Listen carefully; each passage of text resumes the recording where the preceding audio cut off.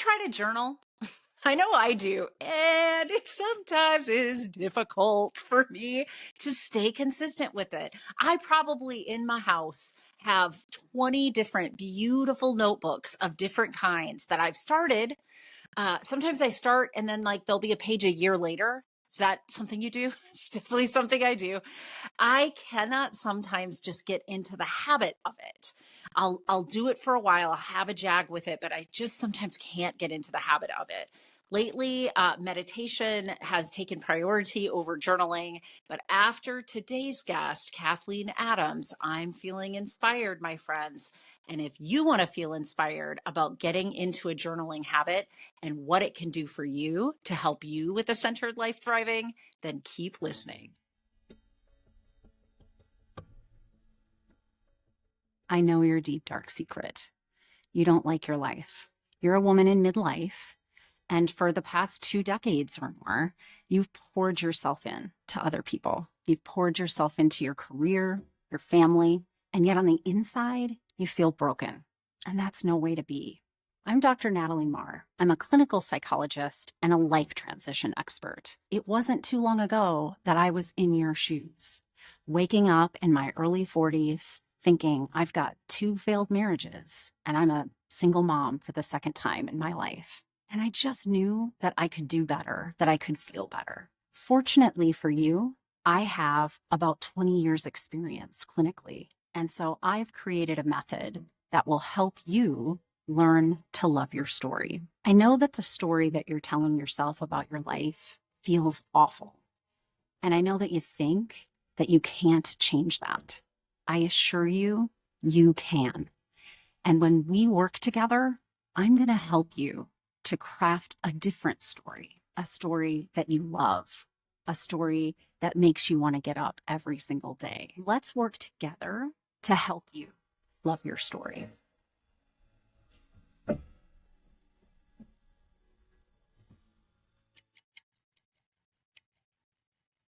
Are you on my mailing list yet? Because if you're not, you really should be. You want to join at learntoloveyourstory.com. If you scroll down, I'm giving away a freebie for you.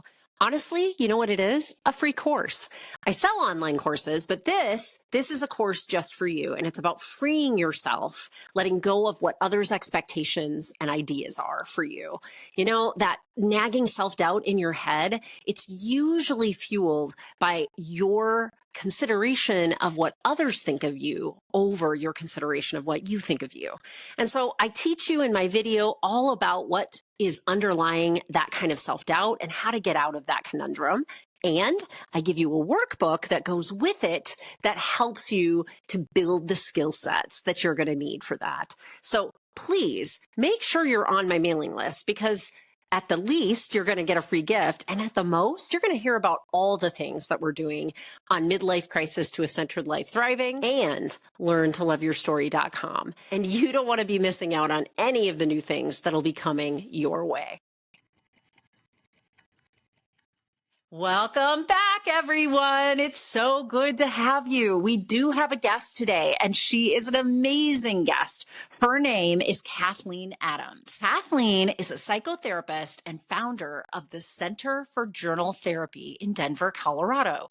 Her passion in life is teaching the healing art and science of journal writing. You know, I love that it's scientific, and she talks about research she has done in this area throughout the podcast today.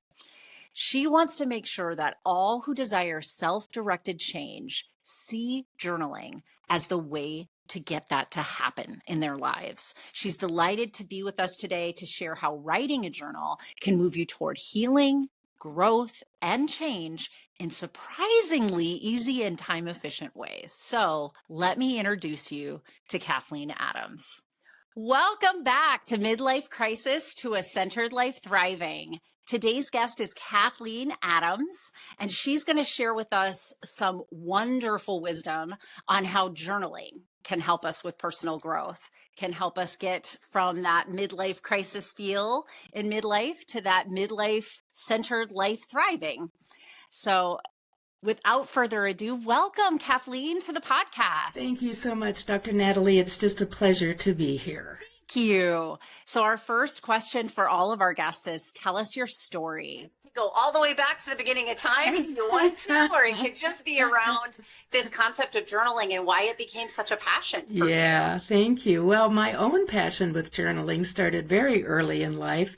I didn't know about journaling at the time, but my older sister, who now has a doctorate in education, would come home from first grade when she was 6 and I was 3, and she would play school with me and teach me everything she learned that day. So I learned how to read and write, not very well, but I learned how to read quite well when I was 3, and loved reading, loved stories, knew from the time I was very small, probably 4, that I wanted to be a writer when I grew up, because I loved hearing stories and reading stories, and I wanted to offer stories to other people. So I think I started my first novel when I was 7, and it lasted about 4 pages, and then I ran out of plot. But anyway, when I was 10, my aunt gave me a little 5-year diary with the little lock and key that you could pick with a bobby pin. And I knew this because I'd been snooping in my sister's diary for a couple of years by then. Not because I cared about what she was doing. I cared that she was doing something. And it was important enough to write down. So I imagined that I would someday have a life that merited chronicle. And I did approach my 5-year diary with great enthusiasm, but it actually didn't turn out very well, because some days I didn't have anything to say, and some days I had lots to say and had to write in more than 1 year's worth of space. Yeah. So it just wasn't sometimes I wrote things that were really personal, and then I tore that page out, and then I didn't have it the next year. Anyway, I didn't have a really successful start, but I liked the idea of it. And pretty soon I graduated to spiral notebooks, and that was a lot more freeing. But from, fast forward a whole bunch of years, and when I was just kind of on the early side of midlife, when I was 34, I had a really very lucrative and enjoyable and growth process job as eventually editorial vice president of a small publishing company. Started out as editor, and we did business management newsletters and books for entrepreneurs and business owners who really didn't have any business experience. So it was worthwhile work. My boss was a Harvard MBA whose father had owned a Big O tire store in Missouri and always struggled with not knowing anything about business. So that was his mission, and it was a great mission, and we did it well. But I woke up one day knowing that this was not my life's work, and this was not what my soul wanted to be doing, and I wanted to do a different type of writing, and I had no idea what. So I rattled around for a while, and eventually some friends asked me if I would teach a little class on journal writing, and I said, just get a notebook. It's not hard. And they said, well, it's not hard for you. So I looked at my old journals and how I wrote in my journal, and I realized that I made a lot of use of different ways to write, different techniques, different not strategies. I called them techniques, many of which came from my journalistic background. I was an undergraduate major in journalism, and my creative writing from undergraduate school and earlier in life. So, for instance, unsent letters is a very common form of journal writing, where you write to cathart or to confess or to clarify for yourself. And that was one of the techniques that I thought would be useful for my friends to know about. It turned out in the early days there were 21 of those techniques. It has since kind of slimmed down to 18 because it was a very busy workshop. And and they sat on my living room floor and acted like I knew what I was doing. And I knew almost instantly that the intersection between writing and counseling was my life's work. I was a first semester graduate student in my counseling program at that point. In my wanderings since publishing, I had decided that I didn't know if therapy was my life's work, but I thought it might be, and might be part of it anyway. And, how could you go wrong with some psychology training? So, so it was very fast paced. I wasn't taking anything but basic classes in that first semester. And so I was terrified that people might cry or get in too deep and I wouldn't know what to do. So I kept it very lively, very peppy. And we had just an outstanding, experience with that first class. And I fell face first into it. I knew without any question whatsoever that my commitment was that I would follow this wherever it led me, no matter what it took. And that was 38 and a half years ago, and I'm still going strong. That's amazing. And it's just been such a wonderful, wonderful adventure through all of it. I am convinced that people who know the power of writing in their own lives are among the most informed and enlightened and self-aware and often happier and more peaceful with themselves when they can turn to writing as a way of exploration, of discovery, of engagement with their own needs, wants, pains, happiness, struggles, triumphs. The journal will hold it all. The first chapter in my first book, Journal to the Self, is called The 79-Cent Therapist. And that was written a long time ago. Now it would probably be a $2.79 therapist when you adjust for inflation, but that used to be the cost of a spiral notebook. And so that I don't think the journal replaces therapy by any means, but it can certainly, my work as a therapist has been to bring writing in a purposeful and intentional way into the client's therapeutic experience to the extent that the client is willing to do that. And,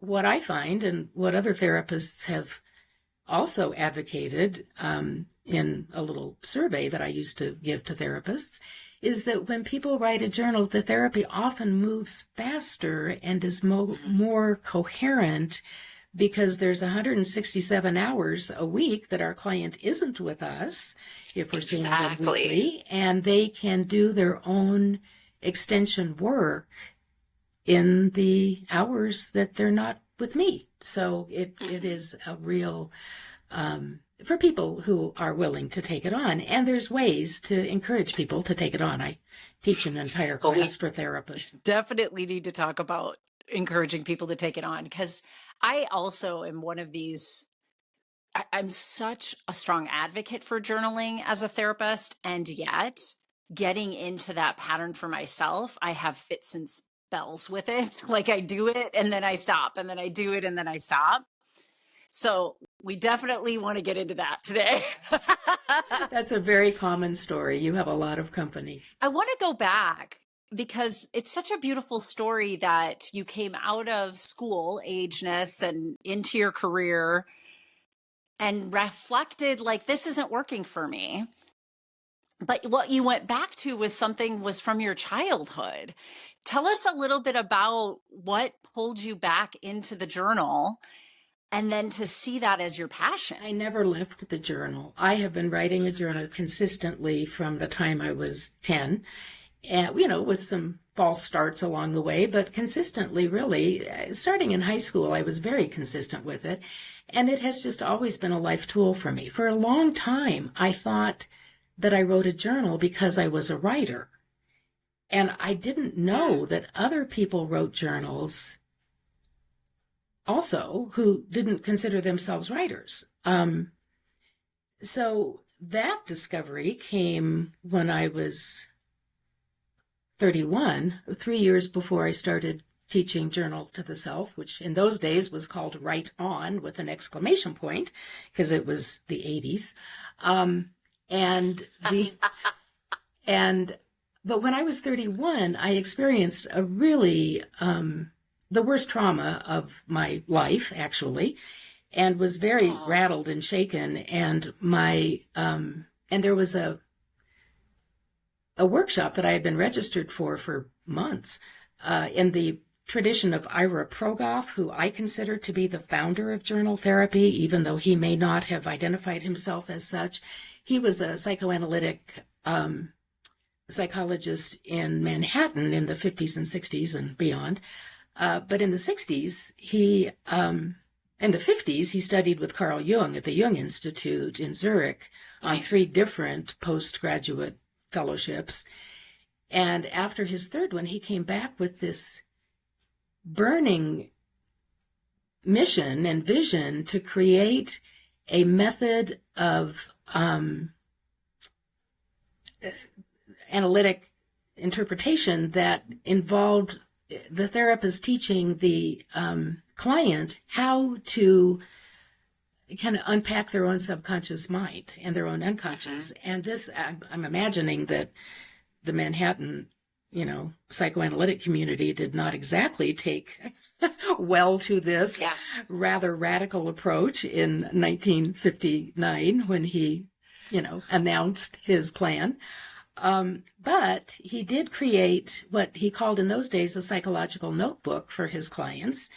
And it was a journal, but it was very structured. It had a lot of processes that were designed to evoke unconscious material in a way that was safe and organic and in alignment with Jungian thought, which had a lot to do with, the collective unconscious, which Progoff interpreted as the underground stream where all of our images and archetypes live and emerge as we invite them forward. So it was really a beautiful methodology. And it was very, very shortly after this traumatic event. And I told my minister, it was at my church, I told my minister that I just thought I couldn't do this because I was just too raw. And he said, no, you need to do this. This is where you need to be. Yeah. So I reluctantly, but, eagerly also went, and it changed my life. It was so healing. It was so wonderfully cathartic. It was exactly what I needed. And it didn't resolve my trauma, but it certainly gave me tools to deal with it at a much more profound level than I might have. And I also, the other huge discovery was that in a room full of, in a church lobby full of 200 people, I did not see a single person that I recognized from, the press club. I was an active journalist for years prior to that. I knew pretty much everybody in town. I didn't see a single person I knew. I thought, and so I walked around saying to people, why are you taking this class? And they said, because I want to learn the Progoff method. Why not? So that was my first awareness that other people wrote journals. So that was really kind of a turning point. That's interesting. Yeah. So after that, I dove into my Progoff journal face first, but it's a very complex method and it takes a lot of time. And the 30 days before I started graduate school, I took several of these same workshops with different instructors over the next several years because I just loved it. And I realized after a while that the reason I kept taking the workshop was because I never did the Progoff method unless I was in a workshop. I would keep it up for 2 or 3 weeks afterward, but it was just too complicated. So the month before I started graduate school, I decided to just devote 30 days to really working the journal as it should be worked. And it was wonderful preparation, but I was spending like 3 hours a day on it. And I thought, I get it. I realize why people don't do this. Why I don't do this anymore. It's because it takes too much time. And I remember having the thought, I wish there were a real journal method for real people who have real lives. And then, a few weeks later, I'm creating one. It's not the same thing. The artist's way is different, but also does that and dedicates a lot of time. And so people start it like with full start. They're going to do it. And then, a week into 3 pages every morning, I loved my own morning pages when I was writing morning pages. I started writing morning pages because when the book came out in 1991 or something. Yeah, it's been a while too. Yeah. I started getting referrals for journal therapy assessments. By that time, I was in private practice. And I started getting requests for assessments for journal therapy because people were saying, my therapist colleagues were saying, my client's writing a journal, but she seems to be getting worse instead of better. What's up? And I'm like, I don't know. So what I discovered was that the people that were referred to me for just a quick check-in interpretation had discovered the artist's way and were writing morning pages. And when I kind of layered down to that with them, it's like, well, what happens and when are you doing, all that. I had read the book. I knew the method. I wasn't really practicing it myself. But the consistent story that I heard led me to the interpretation that when the first voice you hear in the morning is your own voice, and it is when the membrane between the conscious and the unconscious mind is the most permeable, if that voice happens to be the voice of your inner critic or your inner saboteur or your inner, whatever, introjection, it can lead to setting yourself up for a not very good experience of the day. So I started suggesting, well, what if you ate breakfast first? Or what if what if the instruction to write 3 pages first thing in the morning when you roll out of bed, pee, make your coffee, sit down, write, no excuses, no exceptions, which, Julia Cameron never meant it to be. Right. She's got a style, but that isn't, I don't think she ever intended that people would do this in a way that was harmful potentially for them. But, it's like write evening pages if you want to, or walk the dog first, or, take a shower. Mm-hmm. Get yourself positioned where you can write from a place of your cognitive behavioral strength, and then take it away. It's also quite a lot. 3 pages took me about 20 minutes, and I'm a really fast writer. Because they're large. Yeah. It's not your standard notebook. It's not wide ruled or college ruled. It was even bigger the pages. So they took a while to. Yeah. So it was, so anyway, that was, one of the places where permission is one of the huge aspects of therapeutic writing. Structure, pacing, containment, balance, and permission are my 5 guidelines for therapeutic writing. And, I have an entire model called the journal ladder that starts when I was working with trauma patients in a hospital setting. As a journal therapist, I heard, horrible stories of traumatic abuse and how people had been trying to work it through in the journal, but sometimes they would fall off the cliff and go into this very dark, deep place that they couldn't get out of. We kind of shorthanded it as falling into the pit or falling into the abyss. And again, they were writing without structure or pacing or containment and inadvertently re-traumatizing themselves in their writing because they're trying to work it through and it just came back in a flood. So by that time, it just became a re-experiencing rather than by that time, processing. I had learned, I had created some other techniques that weren't in the original journal to the self-workshop, just, out of 6 years of being a therapist in psych hospitals, and, doing journal groups. I created some new techniques that were appropriate for various therapeutic, experiences. And,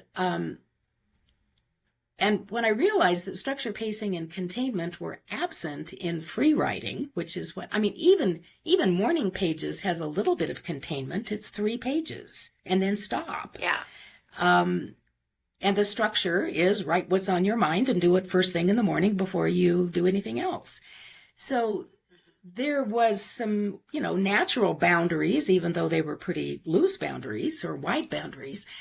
But so I took all my techniques and I ranked them in terms of what's the easiest, most accessible, fastest, results-oriented technique I know in all of my inventory of techniques. And it turns out that it was sentence stems. Right now I feel, today I want, the most important thing to do is, It does, because it already formulates an idea or a schema of what you're going to start to talk about. Mm-hmm. It is, in my experience with using both sentence stems and the corollary of questions, the most important thing to do is can be, what's the most important thing to do today or right now? Right now I feel can be, how do I feel? And one of the interpretations I had made over the years was that springboards, in a looser vernacular, I call these springboards, that start with a sentence stem tend to follow a narrative arc. They tend to be the story. Questions take us deeper and they become the query. Like what is the purpose of the story? So there's just like a little bit of a different cognitive experience with finishing a sentence versus asking yourself a question and then answering it. So we go with sentence stems as the very first rung on the journal ladder. And then 14 rungs later, 13 rungs, because there's 14 rungs in all, is free writing, which is where most people start in the absence of a different idea. Right. And so no wonder people have a hard time with journals. There's all kinds of things you can do with the journal that appeal to different cognitive states, different processing styles, different cognitive processing styles and emotional processing styles. So the lowest rungs of the ladder, 5 techniques, are concrete and observable and rational and data-based. So they really appeal. I mean, not only about and developmentally, that makes sense. Yes. In our learning arc. Yes. You don't go to grad school before preschool. That's exactly right. So you start with those concrete That's exactly right. And it also appeals to clients who are, or people who are rationally based, who are data-based, who are, scientists or engineers or left-brained people who like facts and figures and data. The middle rungs of the ladder move into creativity and insight, and they're a little bit more relational, and they appeal to people who like to be imaginative. There are some techniques where you're, using all of your senses to tell a story. It's called captured moments. And the upper rungs of the ladder are the abstract intuitive techniques. These are the ones, the Progoff dialogue technique exists in the upper rungs of the ladder. 2 of the 4 techniques in the upper rungs that ends with free writing are intentionally designed to invoke kind of an alternative reality. So the dialogue techniques, they require the capacity to suspend rational thought and move into, kind of what if, possibility thinking. So the dialogue technique is a conversation where you make up both parts. You ask your question and then you change chairs like in the Gestalt technique. And if you're dialoguing with your midlife crisis, you say, hey, midlife crisis, when is this going to be over? And midlife crisis says, well, as soon as you accept the reality that this can be a really fertile time for you. And the next question is, oh, really? Are you kidding? Is that true? Oh, sure, it's true. I've been through this many times. I know the pattern. Oh, okay. Well, what do I do next? Well, it's like you're accessing your own inner wisdom. your own inner resources. And there's another one that requires a temporary suspension of, rational reality, which is perspectives, which involves jumping time, like 1 year from today, dating your page 1 year from today. On this date in 2025, where am I in the context of my midlife adjustment? Yeah. Menopause is finally over. I really I don't think that'll I'll happen in a year for me. Don't No. just Kathleen for the thought. No, I'm just kidding. Yeah, it doesn't. It But goes still, on for a while. it's a warranted, Yes. because it patterns you towards your future self. Yes, Might exactly. embody other things that she can do that you can't do yet. And And you're anchoring into that in a way. When Absolutely. You're asking that future wisdom to inform you today. That's right. And you have identified some of the really primary characteristics, one of them being anchoring. When you can project your best possible self a year from now, you then have something to move toward, and you can work backward from that to say, well, if a year from now I'm going to be, healthier, happier, whatever that means to you, then what do I need to do now? I mean, how would I know I was getting there? What would be in place? Yeah.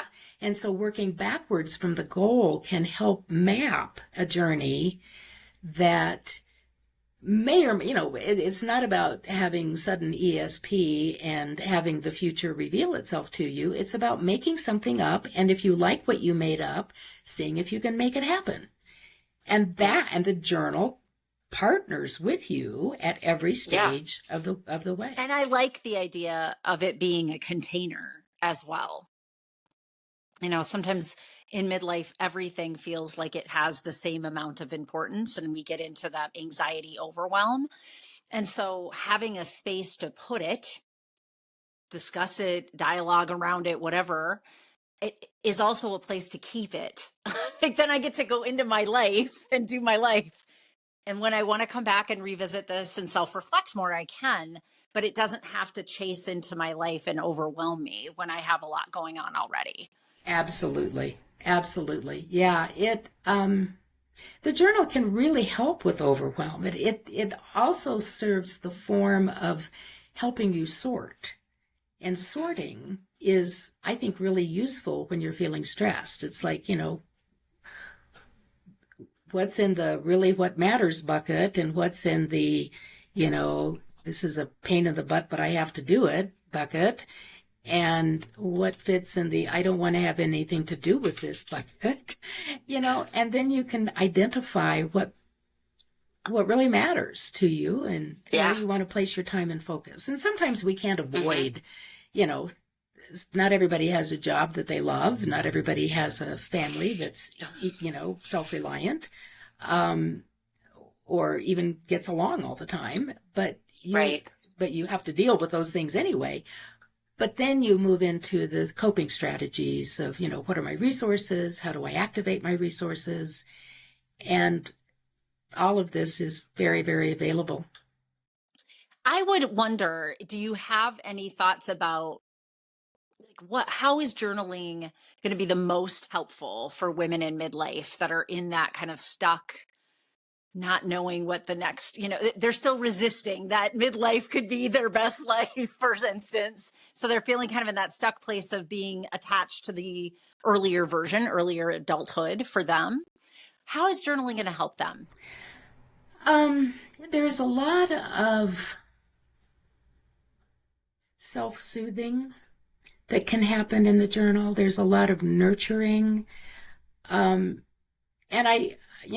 when I'm working with people who are struggling with, any sort of adaptation to a changed reality, one of the first things we do is see if we can resource an inner ally that is maybe the wise self, maybe it's the energetic self, maybe it's the thriving self. It can be different things for different people. I had a client once who used her, stuffed animal from childhood that she still had that had listened to all of her secrets when she was young, and she still had that stuffed animal, and that was the symbol, the thing that she chose as her inner ally. But when we find the inner ally, and there's a technique in the middle rungs, the insight-oriented and creative rungs, called character sketch, and that comes from my fiction writing history, where I was going to say that sounds like a writing skill. Yeah. So when we're writing fiction, we write character sketches of our characters so that we can, not so much to include in the writing, but just so we can understand them and understand their motivations and what drives them and how did they get to be this way and what do they want, what kind of shoes do they wear, what do they eat for breakfast, what's on their mixtape. And that dates me, doesn't it? I love these 80s references. It's so amazing to me. That ages me. But so the character sketch of the inner ally, so that it becomes a kind of more tangible. And then, there can be writing from the perspective of the inner ally. Or the inner ally can be consulted. You can have an entire board of directors internally. Whoever Taylor Swift can be on your board of directors if you're a Swiftie, and what would she say about this? She would say, girl, get up there and do it. Yeah. Shake it off. Yeah. Mm-hmm. So I think the beginning of a relationship with the journal is one that can use some cultivation too, so that the stage is set for a trusting relationship. And one of the ways that I always encourage people to start out is with a note, a little, take the first page of any blank book or notebook, whatever, and just leave that very first page blank, turn the page, write maybe the title of the journal, if you have one, or at least the starting date. Turn the page again. On page 3, I invite people to write something like, this is my personal journal. Please don't read it without my permission. Thank you very much for respecting my privacy. And then another blank page, and then write, sometimes on the next page, I recommend saying, as I was saying, please don't read this. And this doesn't actually stop anyone from reading a journal that is bent on reading a journal, but it does stop people who accidentally picked it up going, I wonder what this is. Oh, it's Mom's journal. I better not read it. Well, or it's my wife's journal. Maybe a teenager would love to read their mom's journal. I don't know. But that's just the beginning of protecting privacy. That's the boundary that you set and take a stand for with yourself. Not necessarily for other people, but just with yourself. I have the right to my personal thoughts and feelings. Nobody can take them away from me. That's a really good point. Yeah. It's almost like you're naming that for yourself and setting the boundary instead of like, have I set this boundary well enough that no one's actually going to get to this? It's just the naming, the action of doing that is healing. Yeah, that's a really good point. So then privacy continues with taking responsibility for keeping it in a safe place. If you have a locking desk drawer or a filing cabinet, if you have a book bag that goes with you everywhere, if you, keep a digital journal, that's fine too. That just password protected. There's no significant difference in outcomes, whether you write by hand or write on a device. I did a research study in 2015, I think, on as part of a 30-day digital journaling challenge that a colleague of mine, Nathan Oren, was hosting. And there were gigantic number of people who took this 30-day challenge, more than 1,000 all over the world. Oh, wow. Yeah. And it narrowed down to about 450, I think, that agreed to take the research part of it. Not all of them finished, so we didn't end up with that many. And we did a little bit of data mess up with, how we collected. Anyway, it had some challenges. It would not stand up under scholastic academic standards, but it was enough to get us going. And the reason I wanted to do the study with Nathan, with Nathan's agreement and participation, was because 1/3 of the people in this study were men, and that is like unheard of in the journal world. Most of the time, the ratio of men to women. You can't ever get male clients to do that. Well, Ever. Yeah, they respond. Men respond when men. I did an entire study with men back in the 90s. It resulted in a book called Mightier Than the Sword, The Journal as a Path to Men's Self-Discovery, that went out of print almost immediately. I didn't even have time to buy up my remainder copies because it was just like premature. But I had the best time with 300 men or 200 and some men who participated in this study with me. Anyway, once men get started, there is no discernible difference in how and what they write about as women, but getting started is more difficult for men, and part of it is they don't want to get really deep in the weeds. So the short, structured, concrete, data-based, information-driven prompts are a really great place to start. And and then they will easily move along into the more insight-oriented and intuitive techniques. Most of them will. I mean, some will just always stay there because that's where they want to be. But where was I going with this? Oh, the men, there were 1/3 of the participants were men, and it was an opportunity to really see how men responded to writing. So there were the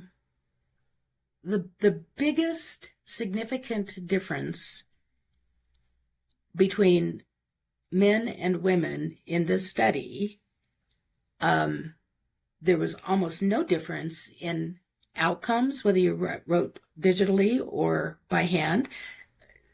Problem solving, insight orientation, clarity, focus, all of these things were approximately equal.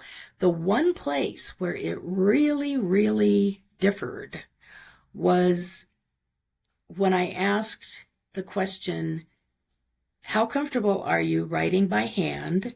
And a separate question, how comfortable are you writing digitally on a device? There was only a 2% difference in comfortable or very comfortable with digital writing. Men were 2 points higher than women on their comfort level with digital writing. Handwriting, 19-point difference. Yeah. Men, 19%. There was a 19% gap between how comfortable so they didn't women like it as much as women. No, and they think that writing by hand is how you write a journal. So if you can, so that's if you can just tell your men, if you can just tell your male clients, perfectly fine. If you want to get an app, you want to write on your phone, you want to write on your computer, doesn't matter. Do whatever floats your boat. Wow. Easy. That's good to know. And some of them still won't because they don't like, but then privacy comes in too. They don't want to be, they don't, and permission to rip it up and shred it if you want to. No one says it has to stay in existence. That might be one of the ways you keep it safe. It still has done something for you. You can always go back and reread journals, which is another step, but the writing of it and the catharsis of just that process is a beautiful healing process in and of itself, even if you burn it the next day or erase it, delete the file. Piggybacking on that, another very effective protocol, I suppose, that's kind of a harsh word for it, but standard maybe. Practice, recommendation that I always make is the reflection right, which I am convinced harvests insight faster and more readily than any other thing. I mean, it's not at all uncommon to have something insightful just fall out of your pen or out of your fingertips. But the reflection right, which is which happens at the end of a journal entry, reading it back and synthesizing what happened as I read this. Yeah. So the reflection starts out, as I read this, I realize, I'm interested in, I'm curious about. As I read this, I think, I feel, I want. As I read this, I'm surprised by. Any of those, just whatever organically happens, that is where, as I read this, I get it that I'm not going to be any younger than I am right now. And so if I'm procrastinating on something, this might be the time to start it. Yeah. Or as I read this, I realize that I really don't care as much about getting older as I used to. Or, Yeah. I love that. So tell us, how do we make this a commitment? How do we make this a habit for ourselves? That'll be our little end piece of wisdom from you. Thank you. Willingness to try, willingness to mix it up, to write different ways for different ways for different circumstances, trying a lot of different techniques and seeing what works. Where do you fit on the journal ladder? The journal ladder, I wrote this paper called The Journal Ladder that is mostly for therapists, but I think I would like to offer it to your audience because it just really kind of frames Yes, thank you. what we've been saying. Yeah. And I also have a little online class that's just, a self-paced 7-part class called J is for Journal. And it just kind of talks about some of the basic ways to get started. And there's something like, I think, 68 different journal prompts in there in like a 15-page paper. So that's also something that I'd like to offer your folks. But Yes, how to make the commitment? Like any commitment, it grows roots with time. And like any worthwhile commitment, it enhances your life overall by reflecting, something about your core values and your capacity to, see the long game. So it doesn't have to be every day. It doesn't have to be more than, 5 minutes. There's a technique at the lower rungs called the 5-minute sprint, which is just, set your timer for 5 minutes and write. And when the timer stops, stop. Rings, stop. So there's an amazing amount that can happen in 5 minutes if you skip all the messing around at the first, the complaining, the whining. I can whine for a long time before I can whine for way more than 5 minutes. Yeah, really. But just 5 minutes, hit the page, write, do a reflection, move on. Got it. So there's ways to make it not cumbersome. There's ways to make it fun. There's ways to make it purposeful. And I think anyone who has a sincere desire to explore, balance in the journal is really important too. If you are writing about really challenging or difficult or emotionally loaded things, balance it out with, what's the view from your window at sunrise? What is a moment of intimacy that you cherish that you had this week? Balance in the journal. A little bit of light will illuminate quite a bit of struggle and pain. For certain it will. Mm-hmm.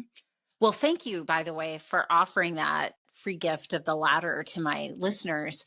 Where can my listeners find you, your courses, that kind of thing? I'll make sure that the links are also in the notes today, but let us know, where can we find you? My primary website is journaltherapy.com. And that is, sort of the hub of everything we do. So you can hear about other things. I also have a public-facing school called Journalversity on a learning platform, and that's under redevelopment right now. We're doing a little housekeeping and updating of the website and those kinds of things. But that's where J is for Journal will be hosted, and they can, see other offerings at Journalversity from there. And, I'm available.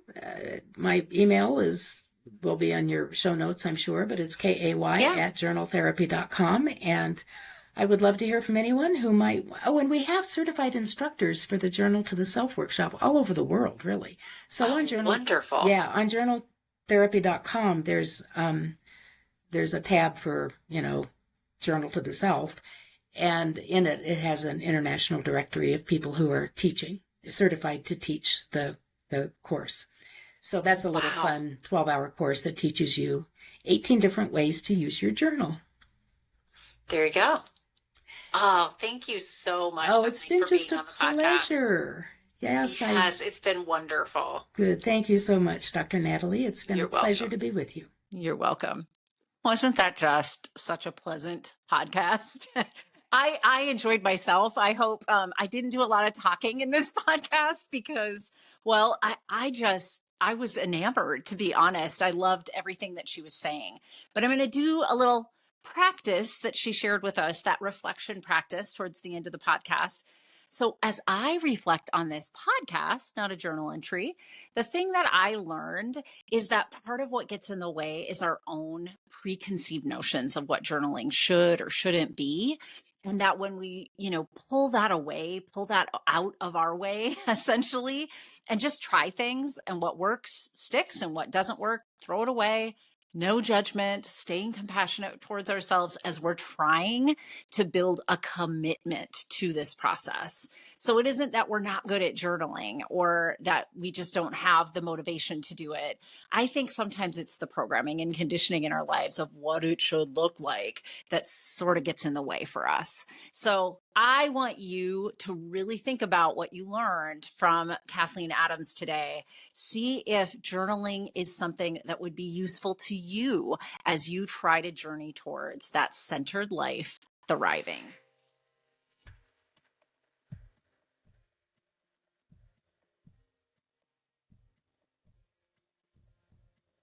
Because I am a licensed clinical psychologist in the state of Minnesota, I have to make sure at the end of each of these episodes that I give you the disclaimer that none of the material that I talk about in these podcasts is meant to replace kind of therapy or formal medical or mental health treatment. And in fact, anything that I offer on my website, my coaching programs, any kind of psychoeducational materials that I release are not a replacement for that level of care.